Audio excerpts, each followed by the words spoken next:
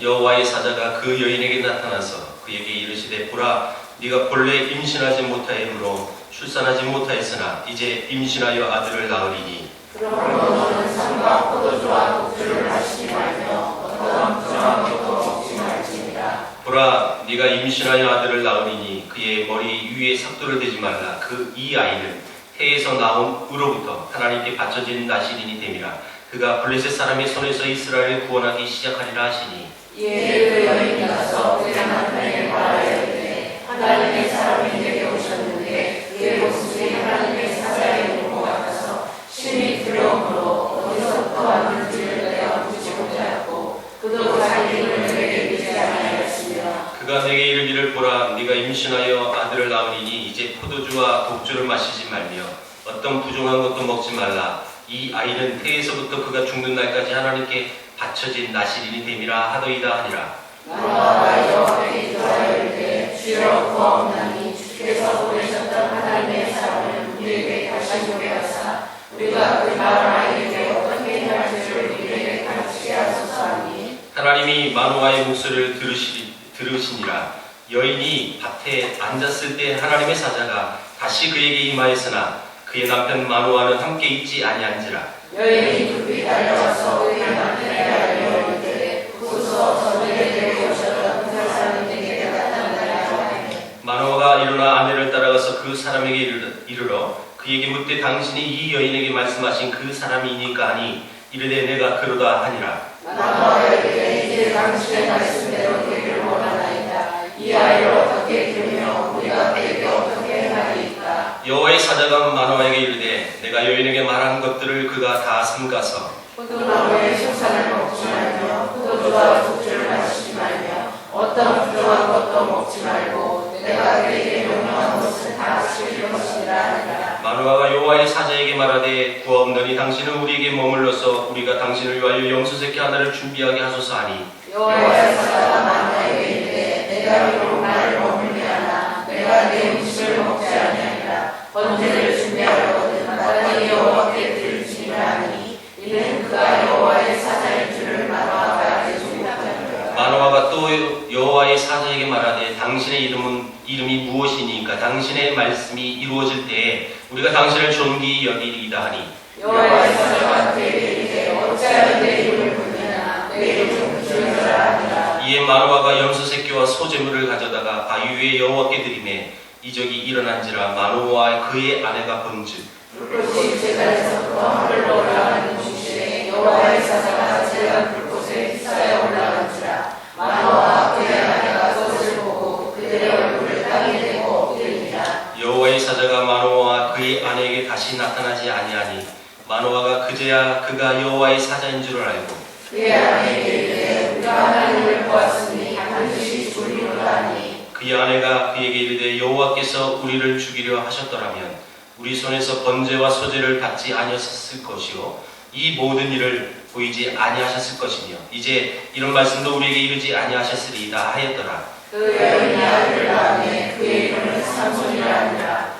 그 아이가 자라매 여호와께서 그에게 복을 주시고 갇혔습니다. 소라와 에스 나물 사이 마하메단에서 여호와의 영이 그를 움직이기 시작하였다. 아멘.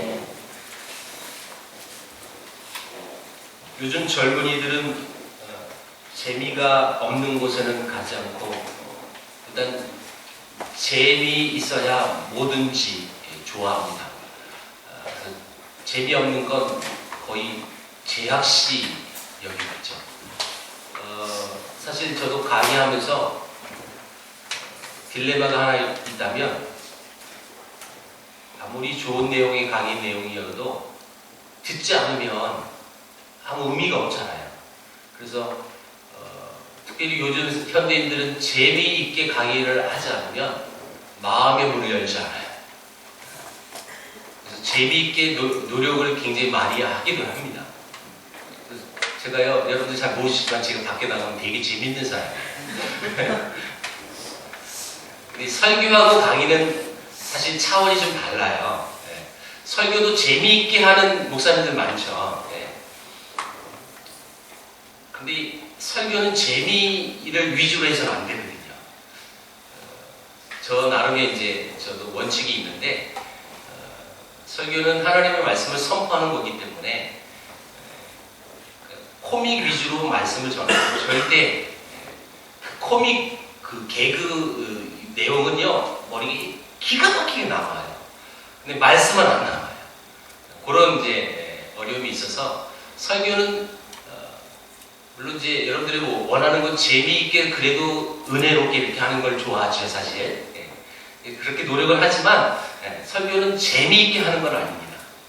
제가 왜 이 이야기 하냐면 요즘 젊은이들은 그 재미가 자기 인생에 어떻게 보면 가치 기준이 돼서 재미를 추구하지 않으면 의미가 없는 거고 또 재미있는 곳에 가는 거고 또 재미있는 곳에 내 발걸음이 머물게 돼 있어요. 그러면 성경은 우리 인생을 재미있게 살라고 말씀하셨을까? 아니요. 오늘은 여러분 결론부터 제가 말씀을 드리고 이 말씀을 시작할 겁니다. 오늘 제목이 목적이 있는 인생입니다.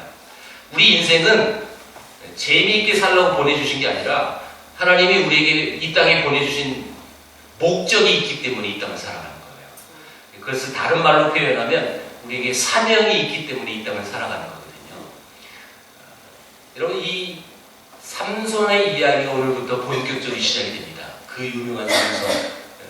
이 삼손이 5절에 보니까 그가 블레셋 사람의 손에서 이스라엘을 구원하기 시작하리라. 아직 시작하지 않은 거예요. 아직 태어나지 않은 삼손. 근데 그가 태어나서 그 블레셋 손에서 구원할 것이다 하는 미래형을 썼어요. 다른 사사들 보세요. 그 사사가 여러분 이 이스라엘 통치하면서 구원했다, 구원시켰다, 뭐 이렇게 표현했죠. 근데 삼손은 아직 태어나지도 않았는데 그가 이스라엘을 구원시킬 것이다 라고 미래형을 썼다는 거죠. 다시 말하면 삼손이 이 땅에 태어나는 목적이 분명했다는 거예요. 그에게 사명이 있었다는 거죠. 그리고 이 삼손이 태어나기 전에 여호와의 사자와 이 부모가 여러분 대화하는 내용들이 오늘 주 내용입니다. 근데 그 주 내용의 포커스가 뭐냐? 그렇게 구원시키기 위해 이 땅에 우리 태에서 나게 해주시는데 그러면 그 아이가 정말 중요한 아이인데 그러면 그 아이를 어떻게 길러야 합니까? 어떻게 양육해야 합니까? 이런 기도고 그런 질문이에요. 그래서 그에 대한 대답이 오늘 내용이기도 하고요. 자, 이 아이를 어떻게 기를 것인가? 라는 이 말은 다시 말하면 목적 있는 인생은 도대체 어떻게 살아가야 목적이 있는 인생처럼 살 수 있는 걸까? 그것도 알 수 있는 대목입니다. 왜 그러냐? 목적이 없는 인생들은 그럼 초점이 없어요. 내가 달려갈 그 목적이 없기 때문에 삶 자체가 굉장히 따분하고 지루하고 너무너무 의미 없는 삶을 살아가요. 허랑방탕하기도 하고 그리고 내가 이 땅을 왜 살아가는지 그 목적이 없으니까 이런 뻔하잖아요. 내가 왜 지금 사는 목적이 없는데 지금 현재 삶이 만족스럽지도 않고 기쁨도 없고 지멋대로 사는 거야. 여러분 이 목적, 다시 말하면 우리 크리스찬들에게는 사명이 없으면 삶의 동기가 있지도 않아요. 삶의 동기가 있는 사람은 정말 최선의 삶을 살 수 있는 거예요. 제가 몇 번 이런 얘기도 있잖아요. 우리 대한민국이 정말 찌질하게 가난했을 때에는 여러분 사는 그 자체가 목적이었어요. 이건 성경적인 내용은 아니고요. 여러분 너무 먹을 것이 없어 너무 가난하니까 살려고 바둥바둥 살았다고요. 근데 먹고 살만하니까 딴 생각하잖아요. 그렇죠? 먹고 살만하니까 엉뚱한 거 바라봐요. 근데 먹고 살기 힘들었던 시대는 다른 거 없었어요. 그냥 그것만 위해서 살았습니다. 그런데 여러분 목적이 없고 어떤 사명이 내게 없으면 얼마나 지루하겠어요. 얼마나 여러분 인생이 따분하고 정말 사는 자체가 힘들 거예요. 매일 자살의 뉴스를 우리는 뉴스를 통해서 많이 듣게 됩니다. 목적이 없기 때문에 자살도 하는 거죠. 여러분, 그렇다면 우리가 이 땅에 살아갈 때 어떻게 하면 목적이 있게 살 수 있느냐? 그게 뭐냐면 나시린의 규례를 오늘 본문에서 자세히 설명해 놨어요. 나시린의 그 규례를 바라보면 그 나시린의 삶 자체가 목적이 있는 인생을 살 수 있는 정확한 내용으로 우리에게 말씀하셨어요. 그러면 나시린이 뭘까요? 나시린은 여러분 구별된 자라는 히브리 언어예요. 나시린이라는 이 말 자체가 구별된 사람이라는 그런 뜻이에요. 그럼 구별된 사람이 뭡니까? 하나님께 나 자신을 구별해서 하나님께 드리는 거예요. 여러분, 우리가 하나님께 드리는 것, 구별된다. 이 구별된다는 또 이런 말이기도 하죠. 거룩이에요, 거룩. 우리가 하나님 앞에 드릴 때 거룩한 모습으로 드려야 되지 않습니까? 그러니까 이 거룩하게 드리려면 내 삶 자체가 구별된 사람이 되어야 되는 거예요.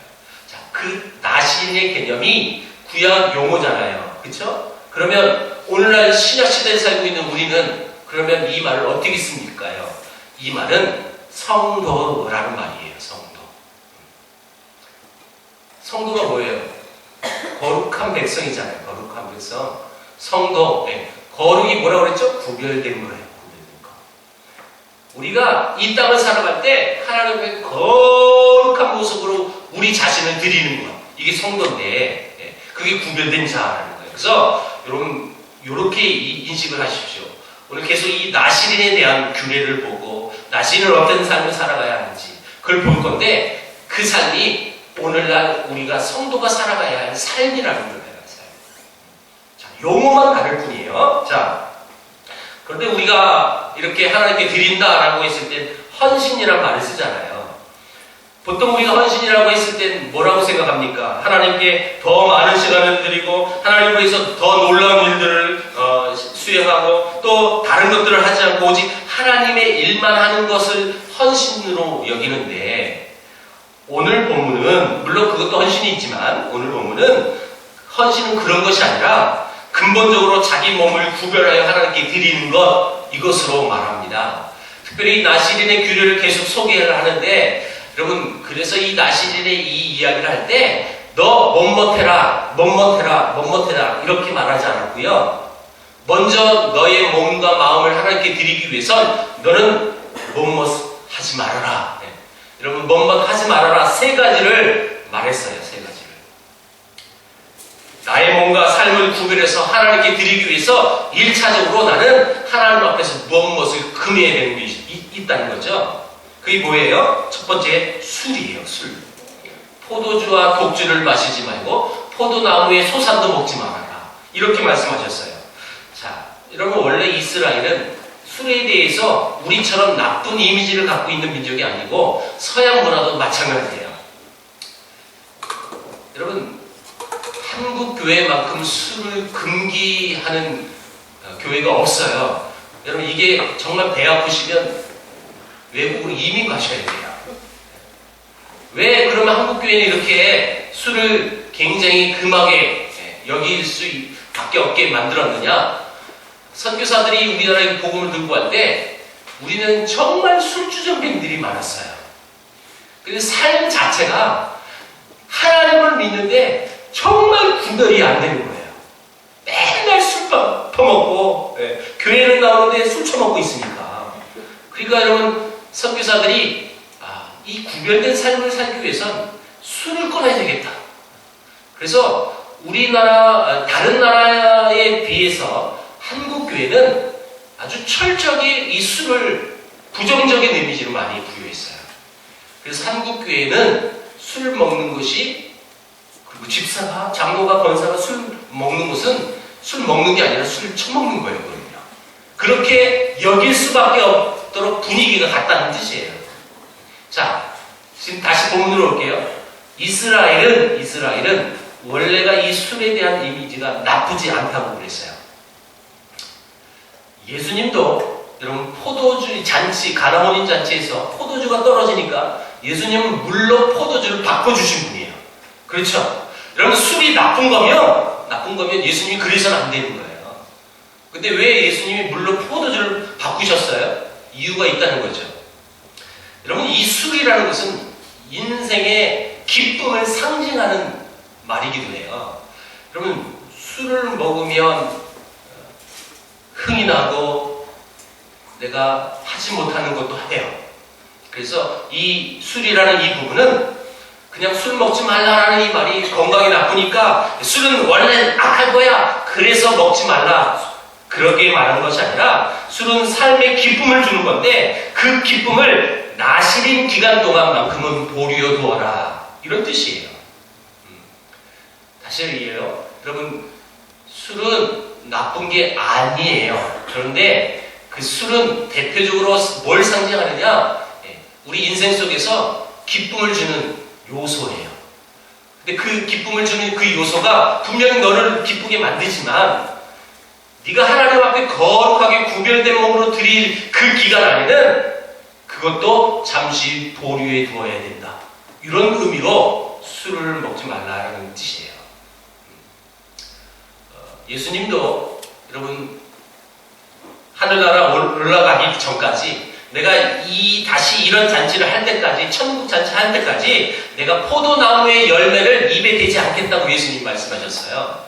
여러분, 포도나무, 그러면 우리 지난 여름에 여러분 다 포도 먹었잖아요. 전 지난주에도 먹었는데 그게 죄예요? 아니죠. 포도 먹는 게 무슨 죄예요? 근데 왜 예수님이 다시는 내가 천국에 올라가기 전까지 포도를 입에 대지 않겠느냐고 말했느냐면, 지금 이 인생에서 주는 그 기쁨을 상징하는 그 포도주, 그것보다 지금 하늘의 기쁨을 지금 위에서 내가 잠시 보류해 두겠다, 이런 뜻으로 말씀하셨어요. 그래서 우리도 술을 취해서는 안 되는 거예요. 물론 여러분, 그 세월이 오래다 보니까 교회에서 술 먹어서는 안 된다는 인식이 있다 보니까 이제 술을 먹어서는 안 되는 것처럼 한국 교회 성도들이 그렇게 인식이 많이 바뀌었어요. 물론 몰래 먹는 분들이 있죠. 그쵸?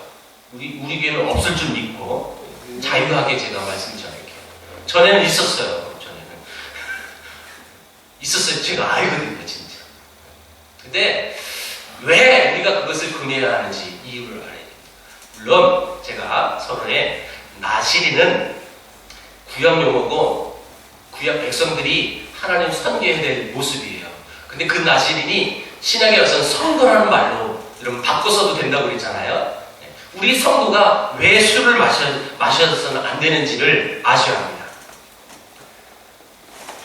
목적이 있는 인생은 하나님 안에서 의미 있는 인생을 살아보려는 사람들이 이 세상이 주는 그 기쁨을 잠깐 내가 그래도 그것을 접어줄 아는, 접어둘 수 있는 신앙이 그 안에 있기 때문에 분명히 목적이 있는 인생을 살 수 있다는 뜻이에요. 술 먹는 것 자체가 나쁜 것은 아니라고 분명히 얘기했어요. 그런데 왜 우리가 금해야 하느냐? 솔직히 까놓고 얘기해 볼까요? 제가 여러분들 몰래 내가 집에서 맨날 술 먹는다고 해봐요. 그게 여러분들에게 알려졌어요. 은혜가 되겠어요? 아니죠. 안 되죠. 근데 왜 목사는 마셔서는 안 되고 왜 여러분들은 마셔도 되나요? 왜 말이 다르죠? 목사니까? 우리는 하나님 때 거룩한 똑같은 백성이에요. 목사라고 하늘나라에 가서 특별한 거 없어요. 저는 그거 확신해요. 아직 안 가봤지만 저는 확신할 수 있어요. 똑같습니다. 여러분, 하나님 앞에서 저나 여러분들이랑 똑같은 존재예요. 두 번째는 나시린이 부정한 것을 먹지도 말고 만지도 말라고 말합니다. 부정한 음식, 이 시대는 부정한 음식이 따로 있었죠? 가장 쉽게 예를 들게요. 돼지고기는 부정한 음식입니다. 근데 여러분 지난주에도 많이 먹으셨잖아요. 그렇죠? 우리 주부들은 그 돼지고기 요리를 하려면 돼지고기 다 손으로 만졌잖아요. 그러면 이걸 어떻게 해석합니까? 우리는 이 부정한 음식, 정한 음식이 따로 구분된 그 시대에 살고 있지 않아요. 아무나 먹어도 돼요. 그러면 이 부분은 뭐라고 얘기할까요? 이 당시는 정한 음식과 부정한 음식이라고 그랬죠? 다시 말하면 부정한 음식을 먹으면 부정한 거예요. 정결치 못한 거거든요. 예. 다시 말하면 이 뜻은 성도의 정결함을 얘기하는 거예요. 우리가 하나님을 믿는 백성으로서 정결하지 못한 것들이 있다면, 그것이 음식이든 그것이 문화 매체든 상관없이 하나님 보시기에 정결하지 않은 것이면 그것을 보지도 말고 만지도 말고 그 길로 가지 않아야 돼요. 그 정결하지 않은 것이 나를 유혹할 수 있는 그것들이 있다면 그 길 자체도 가서는 안 되는 거예요. 그것을 지금 말하고 있는 겁니다. 그리고 세 번째는 뭐냐면, 나시리는 머리에 삭도를 대지 말라고 합니다. 쉽게 얘기합니다. 머리를 깎지 말아라 라는 거죠. 칼을 대지 말라는 거예요. 삭도하지 말아라. 무슨 얘기일까요? 왜 나시리는 머리를 깎지 않아야 됩니까? 자, 우리는 잘 알고 있는 내용입니다. 삼손은 머리를 깎지 않았어요. 그런데 한 여자에 속아서, 그래서 여자를 조심해야 되는 거죠. 그래서 머리를 깎잖아요. 머리를 깎으니까 힘을 잃었어요. 천하장사했던 삼손이 머리를 깎아서 힘을 잃었다면, 그럼 그 삼손의 힘의 원천이 머리카락에서 나왔습니까? 아니죠. 우리 이거 잘 알고 있잖아요. 화학적인 요소가 있어가지고 머리카락을 자르면 힘이 사라져. 그게 아니잖아요. 하나님 말씀에 순종하지 않은 것 때문에 힘이 사라진 거지, 머리카락 때문에 힘이 빠진 건 아니에요. 그러면 이 머리에 칼을 대지 말라는 뜻은 무슨 뜻일까요? 굉장히 이건 좀 깊게 들어가야 될 내용인데, 이 머리에 대한 부분에 고린도전서에 바울 선교사님이 쓴 글이 있어요. 왜냐하면 고린도 교회에 문제가 생겼습니다. 청년들도 교회에 오는데 이 머리에 수건을 쓰는 문제가 이 교회에 굉장히 문제가 되어버린 거예요. 그 당시 문화를 아셔야 합니다. 당시 여러분, 여자들이 흰 수건을 쓰고 예배 드릴 때는 나는 한 남자의 여자예요 라는 표시예요. 그게 머리에 수건을 쓴다는 것은. 근데 청년들은 여러분, 머리에 수건을 쓰는 난 한 남자의 여자가 아니잖아요. 그래서 또 자기 생각을 이어가지 못하잖아요. 그래서 머리에 수건을 쓰지 않아요. 그러니까 여러분, 심각해지는 거예요, 이 교회 문제가. 자, 쉽게 얘기할게요. 신약에 와서는 머리에 수건을 두르는, 여러분, 우리 뉴스에 보면 성당에서 미사 드리는 장면 가끔 나오잖아요. 그러면 천주교 여인들은 머리에 뭘 쓰고 있어요? 흰 수건 쓰고 있죠. 그게 그 뜻이에요. 한 남자의 여자입니다 라는 이 표시가 지금은 주님의 종입니다, 그런 뜻이거든요. 내가 하나님의 자녀입니다, 내가 하나님의 종입니다 라는 표시예요. 그게 그런 차원에서 이 나시린의 머리를 깎지 않는 내용이 그렇게 대입하시면 됩니다. 다시 말하면 이 나시린은 하나님의 구별된 백성인데, 그 구별된 모습을 어떻게 보여주냐? 머리를 깎지 않는 거였어요. 그것은 그 머리를 깎지 않은 그곳에서 어떤 힘의 원천이 나오는 것이 아니라 하나님이 지시했기 때문에 그 하나님의 말씀에 순종하는 거예요. 삼손의 이 머리, 그런 의미를 가져가야 합니다.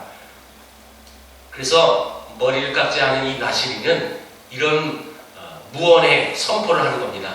나의 주인은 오직 주님이십니다. 나의 대장은 오직 하나님이십니다. 그런 의미를 부여하고 있어요. 그래서 이 에베소서 5장에는 술을 금하는 것과 머리 깎지 않는 것, 이것이 하나로 뭉쳐져서 바울이 이렇게 말했습니다. 에베소 교회에 술 취하지 말아라. 술 취하지 말아라. 그 대신 우리 삶의 주인이신 하나님 앞에서 성령으로 충만하라, 이런 말씀을 하는 거예요. 술 취하지 말아라, 성령에 취해라. 근데 여러분, 이 두 가지 취하는 공통점이 있어요. 술 취하는 것과 성령 취하는 것. 이 두 가지 중에 같은 공통점이 있다면 컨트롤이 안 돼요. 술 취하면 여러분 어떻게 돼요? 여러분 술 안 마셔봐서 모르죠. 잘 모르시잖아요. 안 마셔서. 잘 아세요. 술 취하면 좋은 것도 있어요. 용기가 없는 사람은 용기도 생기고요. 말 없는 사람은 말도 많아지고요. 그리고요, 잠자했던 양반도 아무데나 시를 갈기고요. 자기의 이 이성이 컨트롤이 되지 않아요. 술 취하면. 근데 성령이 취하면 뭐가 컨트롤이 안 되냐면 하나님 앞에 무릎을 꿇게 되어 있어요. 그 사람은 평생 하나님한테 무릎 꿇을 수 없는 존재였는데 저 사람은 정말 겸손한 거는 전혀 상관없는 사람이었는데 성령에 취한 사람은 하나님 앞에 겸손해져요. 그리고 그 하나님 앞에 무릎을 꿇게 돼 있어요. 내 의지와 상관없이. 그래서 에베소서 5장의 후반절에 이렇게 말합니다. 성령 충만한 삶은 복종하는 삶이다. 여러분 복종에 누구에게 또 무엇에 복종합니까? 하나님이겠죠. 넌 나시린이고 넌 구별된 사람이고 넌 거룩한 성도야. 그렇기 때문에 너는 나의 백성이고 너는 나의 자녀이기 때문에 이 의식을 갖고 그 주님 앞에 내가 복종하는 거예요. 그런데 하나님의 손에 잡힌 인생이 되어지면 나를 초라하게 만들고 비참하게 만들었던 수많은 요소들이 있었는데 그것들이 내 앞에서 이제는 나를 초라하게 만들고 비참하게 만드는 요소가 더 이상 되지 않아요. 그것으로부터 자유함을 얻게 됩니다. 혹시 여러분의 인생을 한번 되돌아보십시오. 여러분의 인생이 혹시 힘이 없는 인생처럼 보입니까? 어쩌면 목적이 없는 인생처럼 보여지셨습니까? 그렇다면 말씀을 보셔야 되는데 그 말씀이 뭐냐면 우리를 향하여 하나님 이렇게 말씀하시는 거예요. 포도주와 독주를 삼가라. 부정한 것을 만지지도 말고 먹지도 말고 정결한 삶을 살아라. 그리고 너는 하나님의 자녀인 것을 드러내기 위하여 머리에 삭도를 대지 말아라. 이렇게 말씀하시고 있다는 것입니다. 다시 말하면 하나님이 원하시는 그 보람이 있고 가치가 있는 인생을 살아라 라는 말씀이죠. 성도의 삶, 그것을 나시린의 삶이라고 말할 수 있는데 나를 유혹하는 세상의 재미들은 더 큰 기쁨과 보람을 위해서 하나님께 다 드리고 사는 삶을 성도의 삶이라고 말하는 것이고 나시린의 삶이라고 말할 수 있는 거예요. 여기까지 정리하면 이겁니다. 네가 정말 하나님의 자녀야? 네가 정말 하나님의 성도야? 그렇다면 너의 인생 속에 기쁨을 주고 웃음을 주고 재미를 주는 그 모든 것들 그것도 중요하겠지만 그거보다 더 중요한 것이 있는데 하나님을 위하여 하나님께 드릴 그 가치가 있기 때문에 너는 그것을 잠깐 접어들 줄 아는 순종의 삶을 살아야 한다. 이것을 말하고 있는 겁니다. 여러분 내 인생 속에서 재미를 주는 그것을 잠깐 하나님을 위해서 여러분 포기할 수 있습니까? 접어들 수 있습니까? 그럼 여러분들 나시린 삶을 살고 있는 거죠. 어떤 상황 속에서 이렇게 아름다운 삶을 살아갔느냐? 오늘 1절에 보니까 이스라엘이 다시 여호와의 목전에서 악을 행했다라는 말이 나왔어요. 목전에서 악을 행했다는 것은요, 하나님의 눈앞에서 했다는 거죠. 그러니까 몰래 죄를 짓는 것도 아니고 이제 공공연하게 아주 여러분 부끄러움도 없이 수치스러움도 없이 아주 자연스럽게 죄를 지었다. 그런 뜻이기도 해요. 죄에 대한 부끄러움이 없다 보니까 회개도 사라지는 시대였습니다. 오늘 읽지 않았지만 12장 끝부분에 입산이라는 사사가 나왔어요. 이 입산은요, 아들 30이 있고 딸이 30이 있었는데 하나같이 이 모든 60명의 자녀가 외국으로 시집가고, 그러니까 외국으로 장가가고 외국에서 타국으로 시집가고 타국에서 여자를 데려왔어요. 그러니까 여러분 다 이방인들하고 결혼했다는 뜻이죠. 근데 그가 누구예요? 사사예요, 사사. 이 시대는 이방 사람들하고 혼인해서는 안 되잖아요. 근데 아무런 죄스러움을 느끼지 못하고 이스라엘 다스렸던 통치자였던 그도 여러분 너무너무 쉽게 지금 일들을 진행하고 있었다는 거죠. 그런데 이런 상황 속에서 2절에 지금 소란 땅이라는 땅에서 마누아라는 사람과 그 아내가 있다. 그런데 그 사람들을 표현할 때 첫 표현이 뭐냐? 잉태하지 못했다. 자녀가 없다 하는 거예요. 여러분 이 상황 속에서 왜 그 말을 처음 썼을까요? 이 마누아, 그러니까 다시 말하면 삼손의 이 부모는 그 악을 행했던 그 시대에도 하나님의 거룩한 백성이었다는 것을 말하고 있는 장면이 이 장면이에요. 무슨 근거로요? 여러분 아들이 없다는 것은 이건 수치예요. 당신은요. 그러면 아들이 없다면 수단과 방법을 가지지 않고 어떻게든지 자식을 많이 낳아야 돼요. 다른 여자를 취해서는 여러분 입살이 그냥 아들 30, 딸 30 그냥 덮겠어요? 한 여자에게? 수단과 방법을 가리지 않고 다 쓴 거예요 지금. 그렇죠? 그런데 그 아픔을 갖고 있었던 고통스러움을 갖고 있었던 그 가정에게 여러분 어떤 술책을 쓰지 않았다는 뜻이에요. 그 시대에 악이 만연했던 그 시대에도 그들은 그런 일들을 하지 않았다. 그것을 말하기 위해서 그들은 아들이 없다. 잉태하지 못했다라는 겁니다. 다시 말하면 이들은 그 시대에도 하나님을 향한 신앙을 지켰다. 그런 모습을 말하는 거고. 그래서 그들에게 하나님은 3절에 하나님의 사자를 보내줬습니다. 하나님 앞에 자기 믿음을 지켰던 그들 절대 손해가 없는 거예요. 어찌 보면 세상의 가치관을 보면 다 죄를 짓고 있는데 자기들만 특별하다고, 자기들만 거룩하다고 그런 죄를 짓지 않고 아주 멍청하게 살고 있는 거죠. 자식도 없이. 세상의 가치관을 봤을 때 멍청하고 바보처럼 보일 겁니다. 그런데 그것이 결코 손해가 아니라는 거예요. 하나님은 그들에게 일부러 찾아와 주셔서 아들을 허락해 주시겠다. 그것도 보통 아들도 아니고 삼손이라는 아들. 물론 이제 나중에 이름이 만들어지지만 엄청난 힘을 갖고 그래서 이 블레셋으로부터 구원시킬 수 있는 그런 아들을 허락해 주셨다는 거예요. 하나님은 그렇게 사는 사람들에게 소망을 주시는 하나님이십니다. 삼손의 아버지 마노아가 자기 아내가 만난 하나님의 사자를 만나서 대하는 모습이 오늘 계속 나오는데 자세히 보시면 하나님의 사자가 아내에게만 왔어요. 처음에. 여러분 브루스길라, 아굴라 여러분 이런 대표적인 여자 이름이 앞에 나오는 건요 그 여자가 보통 여자가 아니란 뜻이에요. 지금 요 가정도 여인이 신앙이 훨씬 좋았던 여자예요. 무슨 근거로요? 뒤에 다 나와요. 이 여인이 남편보다 훨씬 신앙이 좋았어요. 그래서 그에게 먼저 나타나 주셨습니다. 어쨌든 이 마노아가 하나님의 사자에게 번제를 드리려고 했습니다. 하나님의 사자가 말합니다. 마땅히 여호와께 드리지 왜 나한테 드리냐 하지 말아라. 이런 마노아가 물었어요. 당신의 이름이 뭡니까? 여호와의 사자가 대답해요. 기묘자라. 여러분 이 말이 어디서 나와요? 이사야서 9장에 나오잖아요. 예수님의 이야기 나올 때 이는 한 아기가 우리에게 낳고 한 아들을 우리에게 주신 바 되었는데 그 어깨는 정사를 메고 그 이름은 기묘자라 모사라 정사라 이렇게 말하자. 그때 나오는 기묘자 이건 영어로 wonderful이라는 단어예요. 놀라운 분이다 라는 뜻입니다. 그분은 우리에게 놀라운 감동을 주신 분이다. 여러분 그러면 이 여호와의 사자가 기묘자다라는 누구예요? 예수님이에요.